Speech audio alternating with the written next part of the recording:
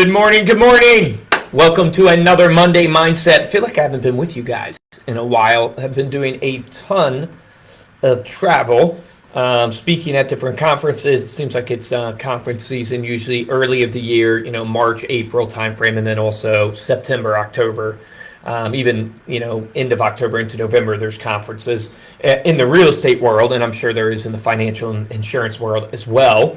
But been traveling a ton, speaking at some of these conferences. Want to talk today, Monday Mindset. It's Monday, November 17th. We have Thanksgiving right around the corner. It's crazy. The end of the year is already upon us. 2026 is already happening right now because, as you know, what you do this quarter will show up in Q1 of 2026. So you're already in 2026 at this point, but that's not what I want to talk to you about. What I want to talk to you about is what do you do when you receive bad news? Let me make sure actually my audio is working here, just because, guys, how I screw that up so often where it's like, wait a second. Yeah, good. We're working. What's up, Joe? Good to see you, brother. Let me refresh my comments here. So great to see you. So what do you do when you get bad news? Because we all receive bad news. Have received, a couple of pieces of bad news. One I can't reveal totally yet, but another one I can. And both of them have to do with people. And it's just so hard when you're growing something, right? I've lost a couple key people recently. And when you grow something, you have no choice but to let people in. And the problem is, when you let people in, they're the people that can hurt you the most, right? It's always the closest people that can hurt you the most, right? And that's why, when relationships like a marriage ends or something like that, it's so painful. Not all the time, but most of the time it is, because you've let them in, and that there's a vulnerability there, and there's a connection there, and there's a relationship there, and you're kind of codependent on each other. And so when those people end up leaving you or doing things that you're kind of shocked and you're just like, wow, I can't, believe this is happening. It's like, what do you do in that moment? And so I'm in the thick of that again. And it always feels like, life is on a cycle, right? There's 4 seasons that we go through. It seems like there's just seasons in business as you try to scale. It's like no matter what, you try to learn from history and you try to get better and you try to improve, but there's just this natural cycle that happens in business of what got you here won't get you there. And when this has been a tough market the last 3 years on the real estate side, which is a huge portion of our business. So residential real estate has been really struggling. It's been the worst market in 44 years for residential real estate agents. So that's a trickle effect down. So our growth has been 10x harder at Reminder Media because pushing through that hard market. Luckily, we're seeing great things on insurance and a bunch of other stuff that we're doing, but that's been a slower growth. So when you're not growing, you're dying, right? So we've all heard that saying. I think it was Lou Holtz that said it. When you're not growing, you're dying. And so when people aren't growing, they get stagnant, then they get frustrated, and frustration can turn into, either paralysis or even worse, bitterness, right? And so it's like when those things happen, it's like, what do you do? What do you do when you get punched in the gut? And I remember I've shared with you guys before, I've had a time period at Reminder Media where I had 17 people quit in a couple week time periods. I had a time period at Reminder Media where I owed a lot of money in back sales tax because we didn't realize we weren't paying the proper taxes in these states with the products that we had.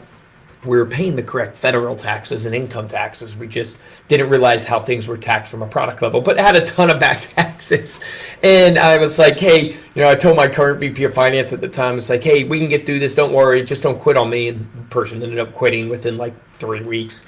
So, that was a tough time. And so I'm trying to reflect and go, hey, in those moments where it sucks, and this is one of those moments, transparently, it's just like, God, man, I cannot believe this. It sucks. It's like, what do you do? And there's a couple things that, I have learned that I want to give to you because maybe you find yourself there today. Maybe you're on top of the world. And if you are, awesome. I'm very happy for you. One thing I've learned is that, what matters the most in times of adversity is where you get your identity from. And I know it sounds cliche and everybody talks about it in kind of this woohoo type way, but it really does matter. It's where do you get your identity from? And that really comes down to, what do you value in life? And you can think about it this way. It's like on your tombstone, what do you want it to say about you?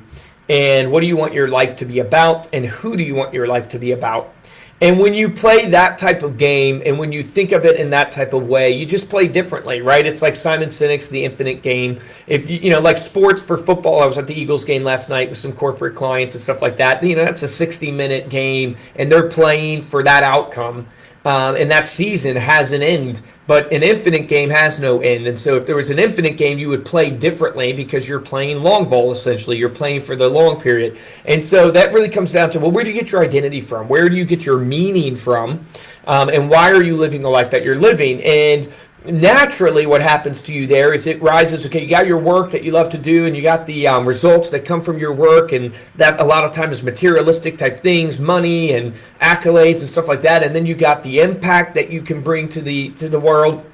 But I'm talking even higher than that, is like what actually defines you as a person, and whether or not you're worth something or not worth anything. And that has always been, in times of adversity, key for me, because, you know, you guys know I'm a follower of Jesus, but it grounds me significantly because, man, I want to respond in so many different ways when these things happen to me. And the only thing that grounds me, and not creating a victimhood narrative, or not creating almost like a attacking, like aggressive, unhealthy narrative, is who I am in Christ and who Christ has called me to be. And at the end of my life, and from the year I was born to the year I pass, whenever that will be, only God knows, that dash in the middle, I hope that dash is really defined by who I am in Christ. And so you got to determine that for yourself. But that's one tip, is like, hey, when you get bad news, you got to go to where you get your identity from and how you define success. Because we're defining success often so wrong in this world, that with things that are fleeting, that don't help. The second thing that I will share with you is that you can do way more than you think you can. And so I'm reminding myself, man, when we owed, the millions plus in back taxes, and I never took an accounting course in college. I went to community college for 2 years, before I went to a 4-year college. Never took an accounting class or anything like that. And I had to figure out these VDAs and filing taxes and all these different things, and staying up here till 2-3 a.m. in the morning every night. I just, look back and go, wow, it is amazing, that it's never as bad as you think it's going to be. You can always figure it out if you keep going. The saying goes, you can never lose if you never quit. And, if you are humble enough to reach out for help from people, and you're humble enough to, basically get people to be able to invest in your life, you can get through anything. But a lot of times what kills us is we either give up because we get paralysis by analysis, or our pride doesn't let us share with others the bad news that is happening to us, or the situation that we're in. And you're almost robbing that person from the gift of giving, in essence, but they can't help you if your pride stands in the way. And then the third thing I would give you is, there's just 2 tips that I'm reflecting on this morning as I got the bad news this morning from another thing. But the third tip I would give you is you got to use everything that happens to you kind of like Michael Jordan did, which is you got to see it as a fuel to the fire, not a dampening of the fire. And that's real critical. So like Michael Jordan, if you watch The Last Dance, right, every bump, everything that was said about him, he would use and create this fuel of the reason that would help him compete.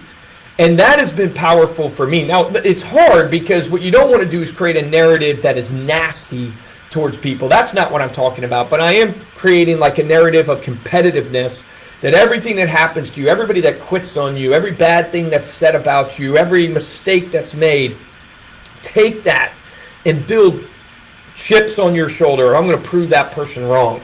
I'm going to make them regret not being with us and not doing what they need to do. And you got to use it as fuel to take you to the next level, because you have 2 choices in life. You can be the victor, or you can be the victim. And so many people are the victim. And I'm just challenging you today, whatever bad news happens to you, just take that, use it as fuel, not in a nasty way, in a competitive way, to go, man, I'm gonna win. I'm gonna go out there and win a championship in a bigger way. So those are my 3 things. Hopefully that helps somebody wherever you're at today. And entrepreneurship, business ownership, or it's ups and downs. It's never a straight line. It is ups and downs. So I've been on mountaintops and I've been in valleys. But what I'm learning about business is it's not really that it's mountaintops and valleys as much as it is like a staircase, or you can imagine the mountain. You've just made it to the base of the next peak. And so it's like you've conquered some things and now you're at the base. And what was the peak now is just the bottom of the next venture.